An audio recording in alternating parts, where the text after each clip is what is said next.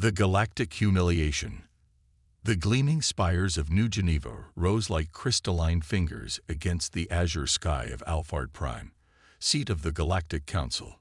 Within the grand amphitheater at its heart, delegates from 1,000 worlds murmured in anticipation. Today marked a historic occasion, humanity's formal induction into the interstellar community.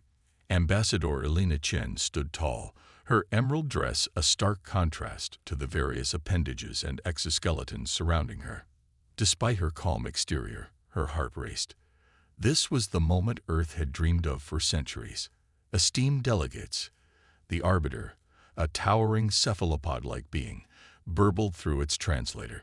We gather to welcome our newest members, the humans of Sol 3, known to them as Earth. A smattering of polite applause echoed through the chamber. Belina stepped forward, her voice steady as she addressed the assembly. Honored members of the Council, on behalf of humanity, we extend our deepest gratitude for this opportunity. We come eager to learn, to contribute, and to stand alongside you in facing the challenges of our shared galaxy. As Elena spoke, she noticed several delegates exchanging glances, mandibles clicking in what she'd come to recognize as amusement. Her words faltered slightly, but she pressed on, outlining humanity's achievements and aspirations.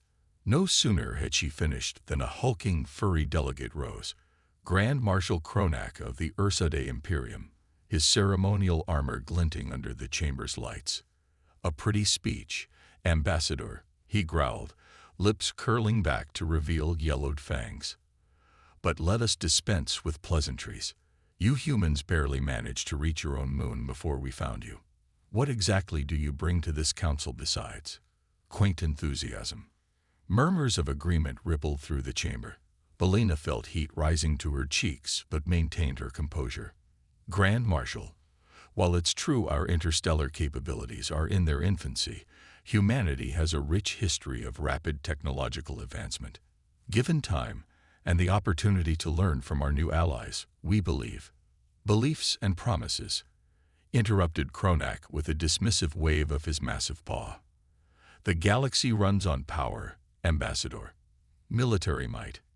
Economic dominance. Your species is an infant among giants. Before Elena could respond, another delegate stood.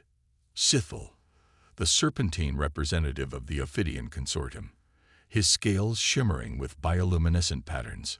Perhaps, he hissed, forked tongue flicking, the humans could demonstrate their potential. After all, actions speak louder than words, do they not? Belina's stomach nodded. She'd been warned about Sithal's reputation for setting verbal traps. We would welcome the opportunity, she said cautiously. What did you have in mind? The Ophidian's patterns pulsed with what Elena interpreted as smug satisfaction. A simple war game simulation. Surely your species, with its vaunted history of conflict, would excel at such a demonstration. Trapped, if she refused, it would confirm their dismissal of humanity's capabilities. If she accepted, Elena glanced at her aide, who gave a slight nod. They had no choice. We accept, Elena declared, her voice steadier than she felt. A wave of excitement swept through the chamber. The Arbiter called for order, then announced, "The challenge is accepted. Prince Zaxval of the Arcturian hegemony shall represent the Council in this simulation." Elena's blood ran cold. The Arcturians were renowned as master strategists, their empire spanning dozens of star systems, and their crown prince was offering to personally humiliate humanity on the galactic stage. Prince Zaxval sauntered to the center of the chamber, his iridescent feathers ruffling with barely concealed glee. Standing nearly 8 feet tall, he cut an imposing figure. "I'll even grant the humans a handicap," he trilled, mandibles clicking in amusement.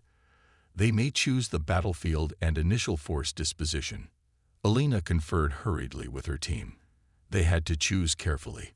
Their entire species' reputation hung in the balance. "We select Earth's Sol system," Elena announced.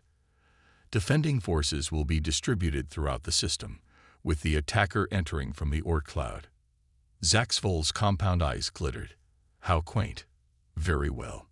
The chamber darkened, and a massive holographic display sprang to life.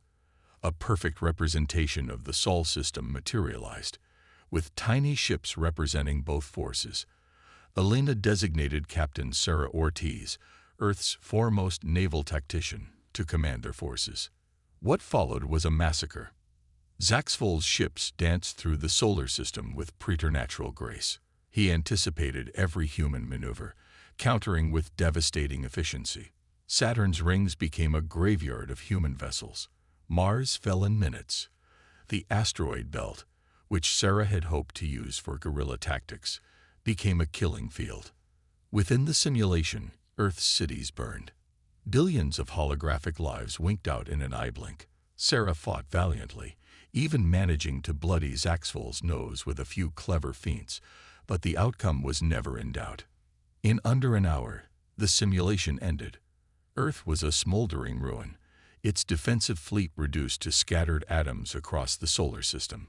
Silence fell over the council chamber. Elena stood rigid, her nails digging into her palms so hard she nearly drew blood. She forced herself to look up, meeting the gazes of the assembled aliens. Some seemed amused, others pitying, a few openly contemptuous. Prince Zaxvol's voice cut through the silence. Well, that was bracing. I haven't had such an easy victory since my academy days. Tell me, humans, do you have any actual military accomplishments, or is your history of warfare as unimpressive as this display? Elena opened her mouth to speak, but no words came. What could she say in the face of such a humiliating defeat? It was Sarah who saved them from total mortification. The naval captain stepped forward, her voice steady despite the defeat she'd just endured. We lost today, there's no denying that, Sarah declared. But humanity's strength has never been in initial victory. Our history is one of adaptation, of learning from defeat and coming back stronger. Yes, you bested us handily in this simulation. But I guarantee you this, it will never be that easy again. Her words hung in the air, a mixture of defiance and promise. A few delegates shifted uncomfortably, perhaps sensing the steel beneath the human declaration. The arbiter's tentacles rippled, sensing the tension. Yes, well, this has certainly been an illuminating demonstration. Let us proceed with the formal induction ceremony. As the proceedings continued, Elena caught snippets of conversation from nearby delegates. Hardly worth the oxygen they breathe. Might make decent servants, at least. Give them a century or two, they might figure out basic spaceflight. Each word stung, but Elena forced her expression to remain neutral. As the humans filed out of the chamber following the ceremony, she felt the weight of 1,000 alien gazes upon them. Not respect or welcome, but dismissal, condescension, perhaps even pity. Captain Sarah fell into step beside her. Orders, Ambassador. Elena's jaw clenched. Transmit everything to Earth. Every word, every sneer, every moment of that damned simulation. They wanted to humiliate us. Fine. But they've just given humanity something far more dangerous than advanced technology. Sarah raised an eyebrow. And what's that? A fire burned in Elena's eyes as she answered. Motivation. Operation Trojan Horse. The cavernous war room deep beneath the Rocky Mountains buzzed with activity. Holographic displays flickered with real-time data from across the solar system, while grim-faced military and civilian leaders huddled around a central table. The mood was tense, determination mingling with an undercurrent of anger. Admiral Helena Vasquez, her salt and pepper hair pulled back in a tight bun, addressed the assembly. Ladies and gentlemen, Operation Trojan Horse is now in effect. We have one shot at this. If we fail, humanity becomes the galaxy's laughingstock, or worse, its slave race. She nodded to a young scientist, Dr. Aiden Chen, who stepped forward. Project Nightingale is our ace in the hole, he began, pulling up schematics of what appeared to be a massive starship. To the Galactic Council, we're building an exploration vessel. The reality is far different. The hologram shifted, revealing weapon systems and technology far beyond anything humanity had publicly demonstrated. Murmurs of appreciation rippled through the room. We're combining reverse-engineered alien tech with good old-fashioned human ingenuity, Aiden continued. The quantum fold drive is based on Arcturian designs, but we've improved its efficiency by 200%. The adaptive shield matrix incorporates principles we gleaned from studying Ophidian bioarmor. Admiral Vasquez interjected, and the weapons systems. A wolfish grin spread across Aiden's face.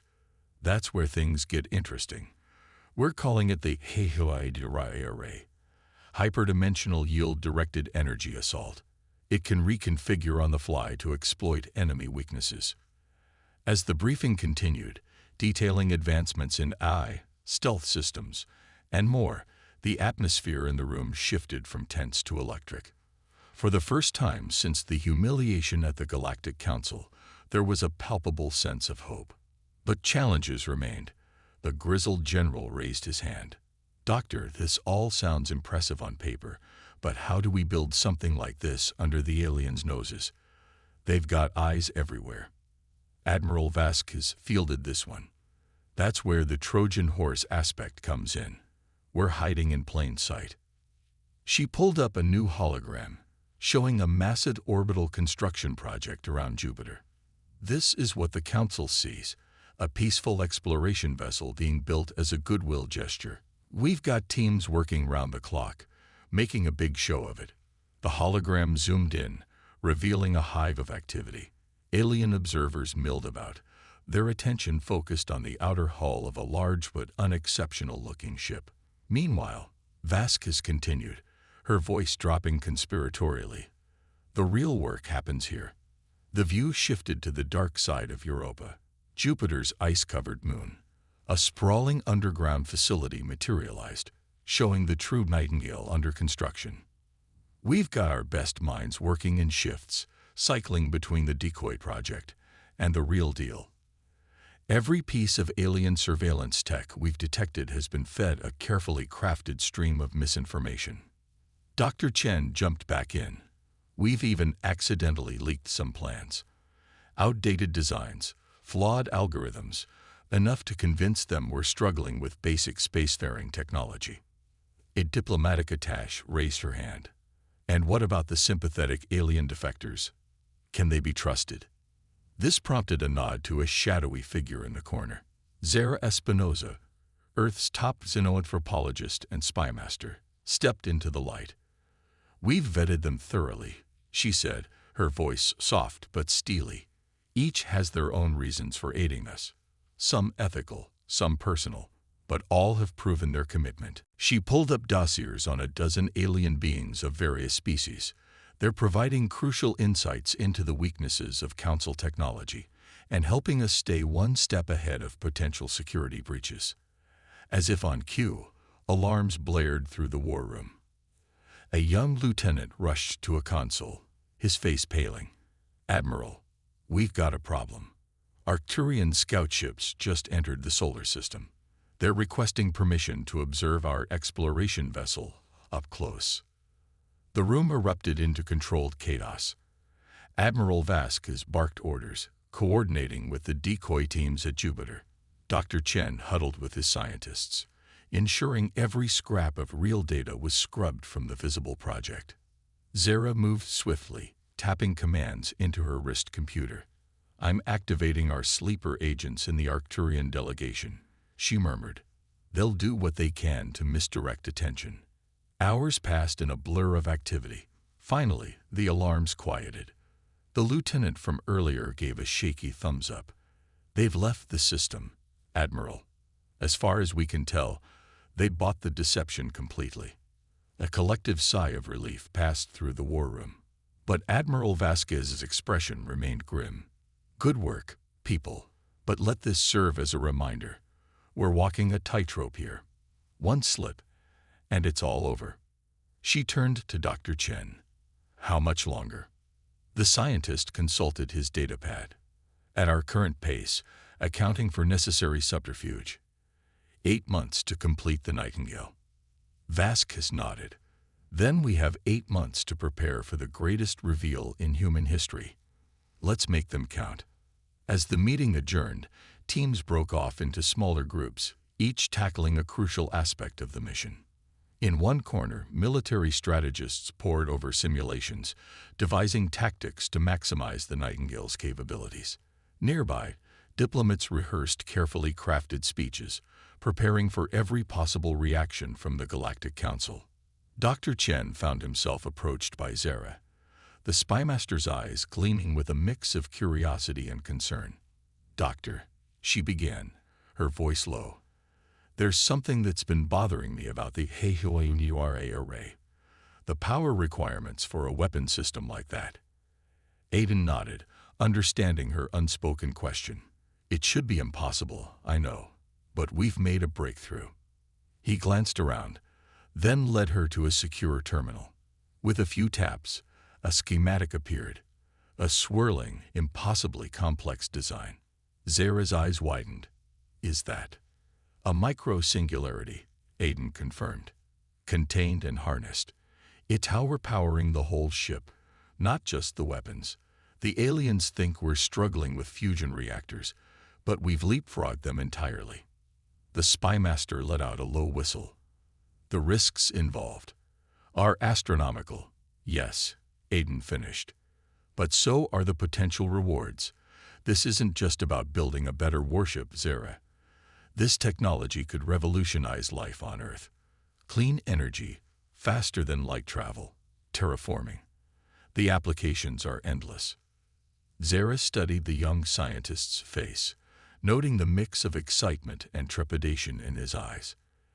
"Let's just hope we live long enough to explore those applications," she said softly. Across the room, Admiral Vasquez stood alone, staring at a holographic representation of the Milky Way. Countless pinpricks of light represented alien civilizations, each with technology and knowledge far beyond Earth's current reach. For a moment, the weight of their task threatened to overwhelm her. Then her gaze fell on the tiny, unassuming star that represented Sol, home, her jaw set with determination. Humanity had been mocked, dismissed, and underestimated, but that was about to change. In the depths of Europa, hidden from prying alien eyes, the future of humanity took shape.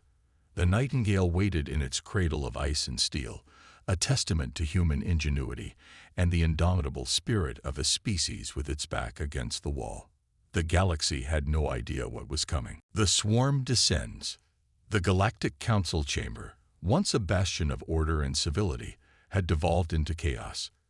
Delegates from 100 worlds shouted over one another, mandibles clicking and tentacles writhing in agitation.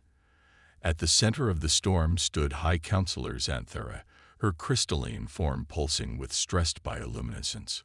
"Order," she bellowed, her harmonics cutting through the din. "We must have order." As the clamor subsided, a holographic display materialized above the council floor. It showed a real-time map of the galaxy, red dots blinking ominously as they spread like a virus across charted space.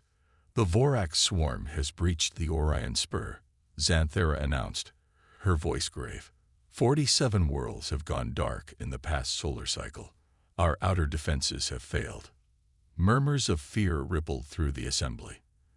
The Arcturian prince, Zaxvol, rose to speak. "Impossible. Our quantum lattice defense network was impenetrable.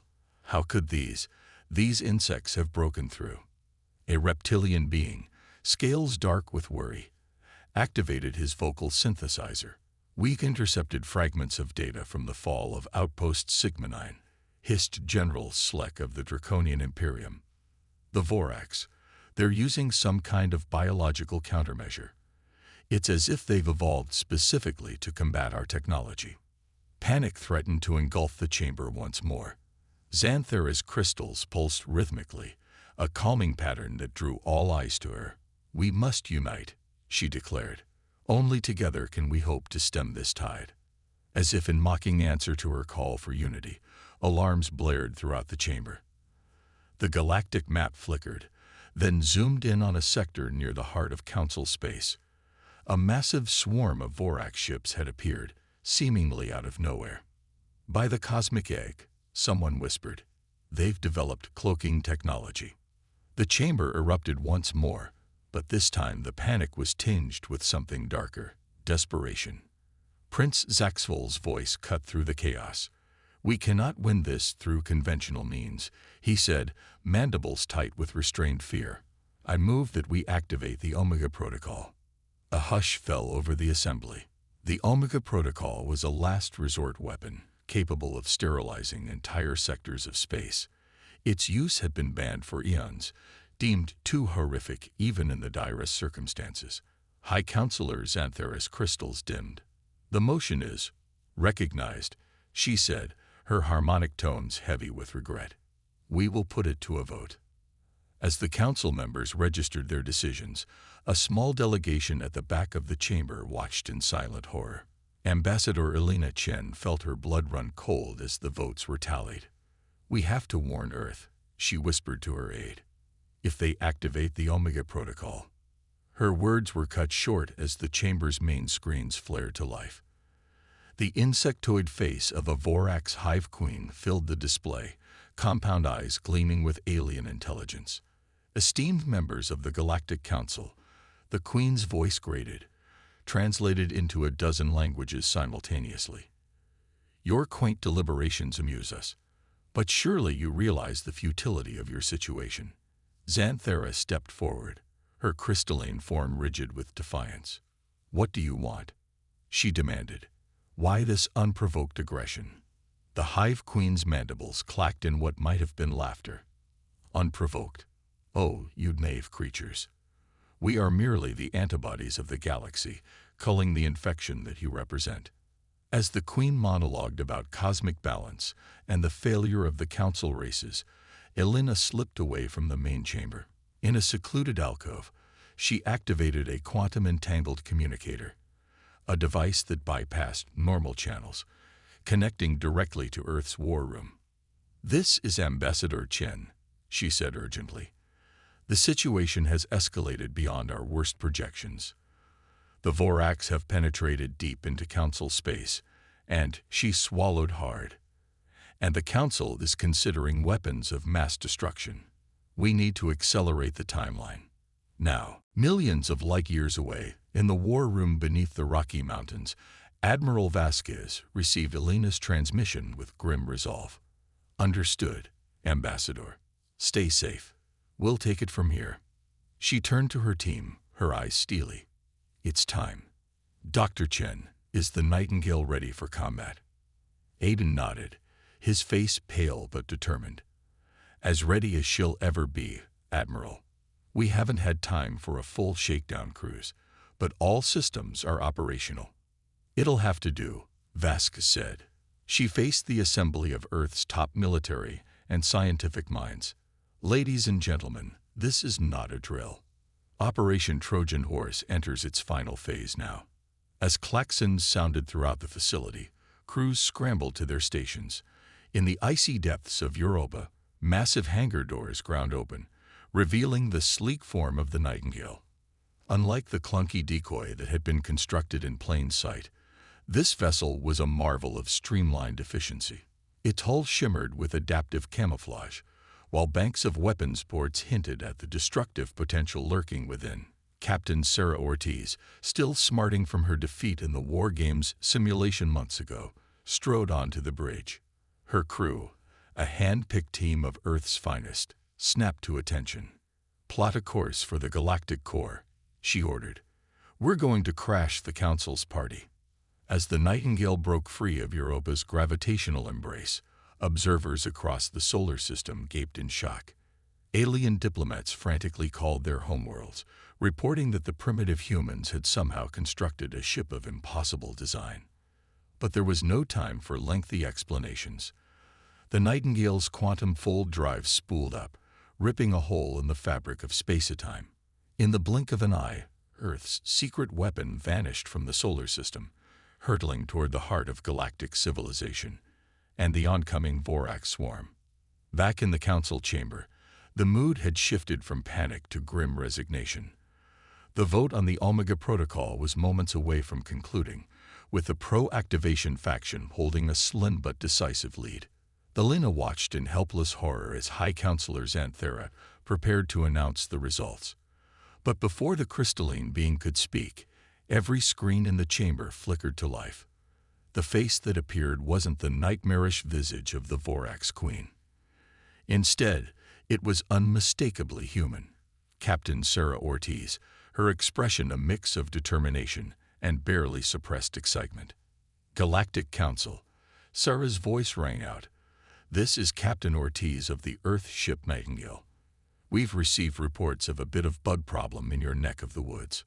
We thought you could use a hand with the extermination. As stunned silence fell over the chamber, the main galactic display updated. A new contact had appeared, moving at impossible speed toward the Vorax fleet.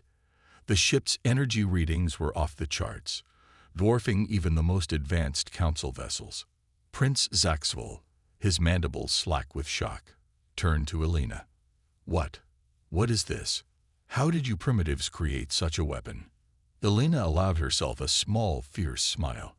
You know us humans, she said, echoing the words Captain Sarah had spoken months ago after their humiliating defeat. We're pretty good at adapting.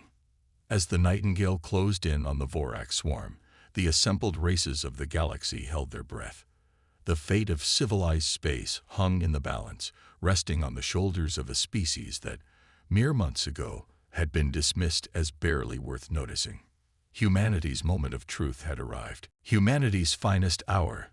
The bridge of the Nightingale hummed with barely contained energy as Captain Sarah Ortiz studied the tactical display.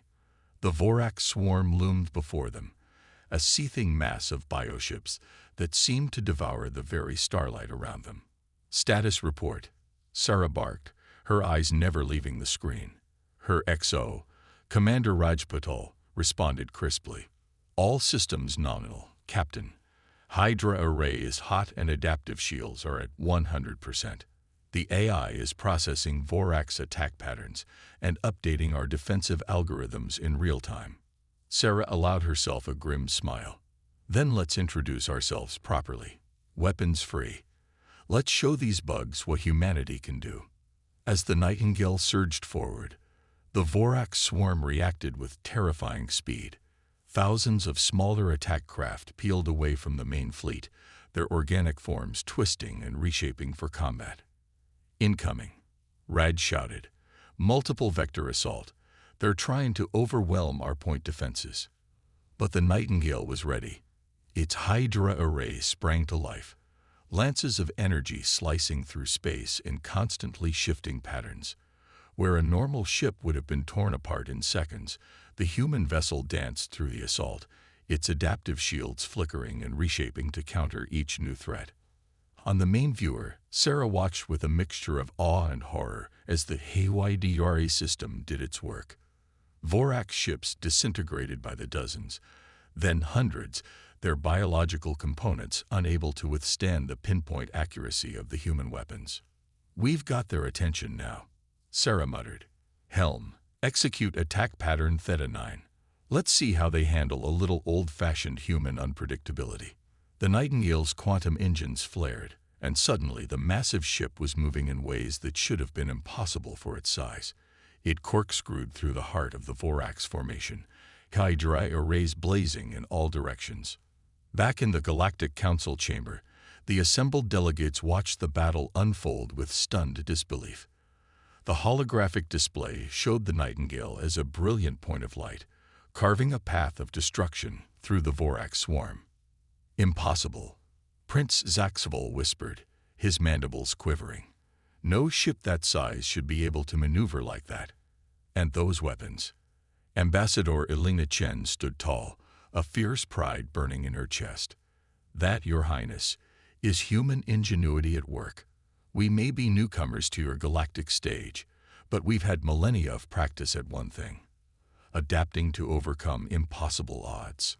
High Counselor Xanthera's crystalline form pulsed with a mix of emotions, hope, awe, and not a small amount of fear. Ambassador, she harmonized, your people have achieved the impossible. But will it be enough? As if in answer to her question, the tactical display shifted. The Vorax were adapting, their ships clustering into new formations that seemed to absorb the HFY array's energy attacks. Aboard the Nightingale, alarms blared. "Captain," Raj called out, his voice tense, "our weapons efficiency is dropping. The Voraks are reconfiguring their hull structures to disperse our energy weapons." Sarah gritted her teeth. They'd known this was a possibility. The Voraks' greatest strength was their ability to evolve and adapt rapidly. "Switch to kinetic weapons," she ordered, "and get me a direct line to that Hive Queen." It's time we had a chat. As the Nightingale's weapon ports reconfigured, launching swarms of hypersonic projectiles that shredded through the Voraks' newly adapted defenses, a familiar and terrifying visage appeared on the main screen. The Vorax Hive Queen's compound eyes seemed to bore into Sarah's soul. "Interesting," the alien being chittered. "You primitive creatures have some fight in you after all. But surely you must realize the futility of your resistance." Sarah met the Queen's gaze unflinchingly. "Funny, I was about to say the same thing to you. You call us primitive, but you've badly underestimated humanity's capacity for innovation and destruction." The Queen's mandibles clacked in what might have been amusement. Bold words from a species that still measures its civilization in mere thousands of years. "We are the culmination of millions of years of evolution, the perfect adaptive force in this galaxy." "Perfect," Sarah countered. "I don't think that word means what you think it means. See, there's no such thing as a perfect species. There's always room for improvement, always a new challenge to overcome. That's something humanity understands in our bones." As she spoke, Sarah noticed something on her tactical display. The Vorak ships were shifting again, but this time there was something different about their movements. They seemed uncertain. The Queen must have noticed it too. For the first time, there was a flicker of something like doubt in those alien eyes. What are you doing?" she demanded. Sarah allowed herself a predatory grin. "We're not just fighting you, Your Highness. We're learning from you. Every second of this battle, our AI is analyzing your adaptations, predicting your next moves, and countering them before you even make them." She nodded to Raj, who activated a new subroutine in the ship's systems. Suddenly, the Nightingale's energy weapons shifted, mimicking the frequency and pattern of the Vorax's own bioelectric attacks. "You see," Sarah continued, "humanity's greatest strength isn't our technology. It's our ability to take the best of what we encounter and make it our own. You've evolved over millions of years, but we've compressed that process into hours." The battle around them shifted dramatically. Vorak ships, confused by attacks that mimicked their own, began to falter. Some even turned on each other, their hive mind thrown into disarray by the conflicting signals.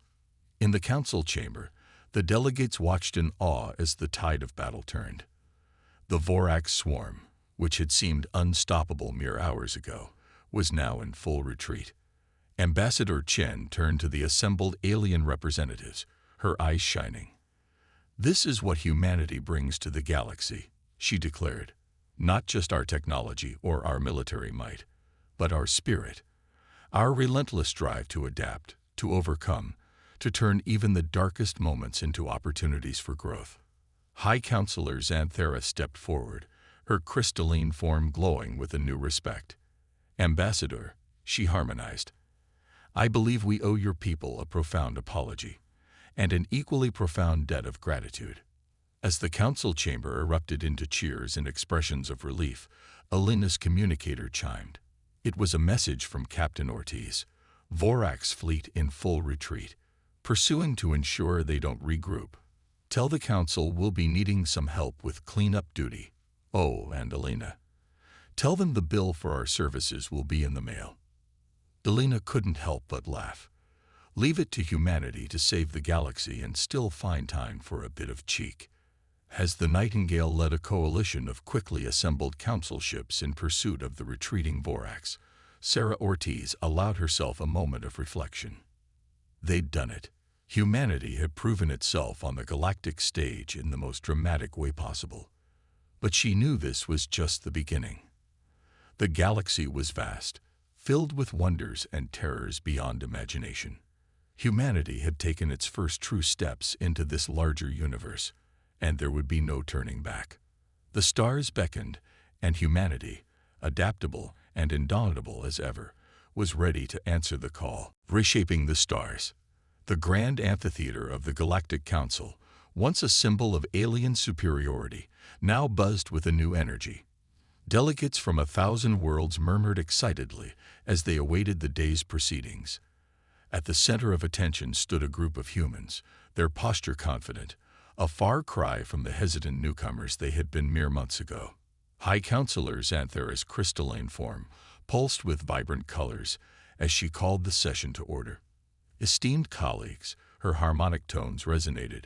We gather today to address the unprecedented events of recent weeks and to formally recognize the contributions of our human allies. Ambassador Elena Chen stepped forward, her emerald dress replaced by a sharp diplomatic uniform, adorned with newly minted insignias of galactic cooperation. High Counselor, esteemed delegates, she began, her voice steady and assured. On behalf of Earth and all of humanity, we are honored by this recognition. However, we do not come seeking accolades, but to propose a new era of collaboration. A ripple of intrigue passed through the assembly. Prince Zaxval, his once haughty demeanor now tempered with respect, leaned forward. What exactly are you proposing, Ambassador? Elena nodded to her team, and a holographic display materialized in the center of the chamber. It showed the Nightingale, but the ship was different. Expanded, modular, with docking ports clearly designed to accommodate a variety of alien vessel configurations. The Nightingale was our proof of concept, Elena explained. Now we propose Project Concordia, a joint task force combining the best technologies and minds from all our civilizations. Dr. Aiden Chen stepped up, his eyes alight with enthusiasm. The Vorax threat showed us that no single species has all the answers. But together, the potential is limitless. As Aiden delved into the technical details of Project Concordia, showcasing how human ingenuity could be combined with alien biotechnology, quantum computing, and more, the council chamber came alive with discussion. Species that had been bitter rivals for millennia found themselves excitedly exchanging ideas. However, not everyone was convinced. General Sleck of the Draconian Imperium rose, his scales glinting under the chamber's lights. This all sounds very noble, he hissed, but let us not forget that barely a solar cycle ago, these humans were considered primitives. How can we be certain this isn't some ploy to gain access to our most advanced technologies? A tense silence fell over the chamber. Elena opened her mouth to respond, but it was Captain Sarah Ortiz who stepped forward, her uniform still bearing scorch marks from the battle with the Vorax. With all due respect, General, Sarah said, her voice carrying the weight of recent victory, if we wanted your technology, we could have taken it. The Nightingale could have easily overwhelmed any single fleet in this galaxy, but that's not who we are. She gestured to the assembled delegates. Look around you. Every species here has something unique to offer. Humanity's gift isn't our technology. It's our perspective. We've spent our entire history overcoming challenges, uniting in the face of adversity. That's what we bring to this council, the ability to see beyond our differences and work towards a common goal. Her word hung in the air, and slowly, nods of agreement rippled through the chamber. Even General Sleck seemed to relax slightly, his posture less confrontational. High Counselor Xanthera's crystals pulsed with approval. Well spoken, Captain. I believe we are witnessing the dawn of a new age in galactic cooperation. As the Council moved to vote on Project Concordia, a commotion at the back of the chamber drew everyone's attention. A small insectoid being pushed its way forward, a juvenile Vorax drone, its exoskeleton still soft and pale. Gasps of shock and fear rippled through the assembly. Security drones moved to intercept. But Elena held up a hand, her eyes fixed on the young alien. The Vorax drone approached the central platform, its compound eyes flickering nervously. When it spoke, Its voice was not the harsh chitter of the Hive Queen, but a softer, almost melodic tone. "Please," it said, the translator struggling to convey the complexity of its communication. "I come seeking asylum." The chamber erupted into chaos. Delegates shouted for the drone's immediate destruction, while others called for restraint. Through it all, Elena and Sarah exchanged a meaningful look. This, they realized, was a pivotal moment. Sarah stepped towards the Vorax drone, her posture non-threatening but ready for action if needed. "Why have you come here?" she asked. "And why should we trust you?" The drone's antennae quivered. "I am different," it explained. "A mutation. The Hive Queen would have me destroyed for my individuality. But in your victory, I saw hope, a way of existence beyond the collective." As the drone spoke, Dr. Chen was rapidly analyzing data on his pad. He looked up, his eyes wide. "It's telling the truth," he announced. "This drone's neural patterns are completely unlike anything we saw in the Vorax fleet. It's an individual." The implications were staggering. Elena turned to address the council, her voice ringing with conviction. "Esteemed delegates, the universe has presented us with an unprecedented opportunity. This Vorax drone represents the potential for change, for growth, the very principles we've been discussing with Project Concordia." She gestured to the assembled aliens, then to her human colleagues, and finally to the trembling Vorax drone. "This is our true test.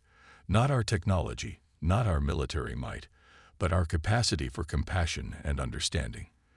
We stand at a crossroads. We can choose fear and continued conflict, or we can embrace this chance for true, lasting peace." The chamber fell silent as the weight of the moment settled over the assembly. It was Prince Zaxvil who finally broke the silence, rising to his full, impressive height.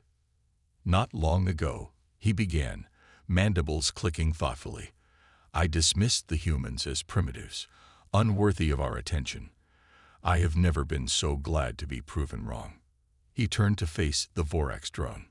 "If humanity can go from galactic newcomers to our saviors in a matter of months, who are we to say this drone cannot chart a new course for its entire species?"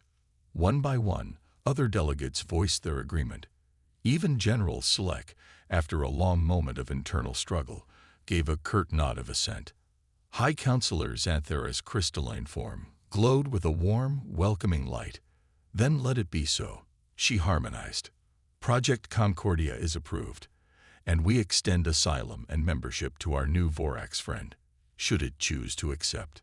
As the council chamber filled with the sounds of tentative celebration, Elena found herself standing between Sarah and the Vorax drone.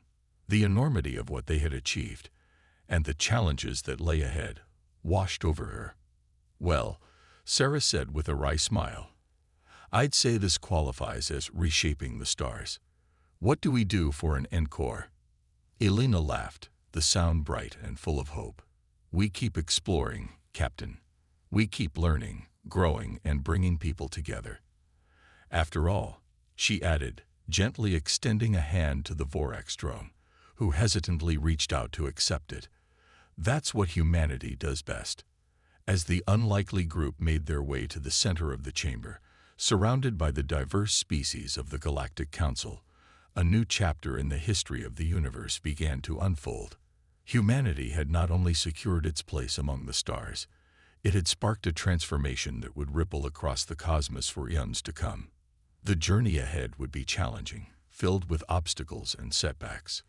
But as Elena looked around at the faces, human, alien, and everything in between, she knew that together, they were ready to face whatever the universe had in store.